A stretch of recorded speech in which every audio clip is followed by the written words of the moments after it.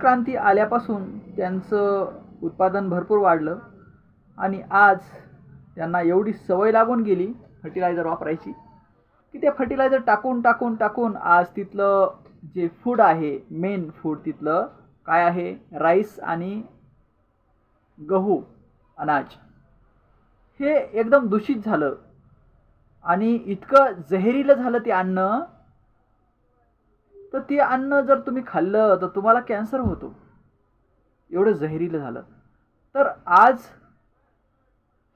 पंजाब आणि हरियाणामध्ये अशी स्थिती आहे की तिथं प्रत्येक घरामध्ये पेशंट आहे कॅन्सरचा आणि तिथं भटिंडा ते बिकानेरला एक ट्रेन जाते. भटिंडा ते बिकानेरला एक ट्रेन जाते आणि त्या ट्रेनचं नावच आहे कॅन्सर ट्रेन. त्या ट्रेनचं नावच आहे कॅन्सर ट्रेन. तसं महाराष्ट्रातून मुंबई दिल्ली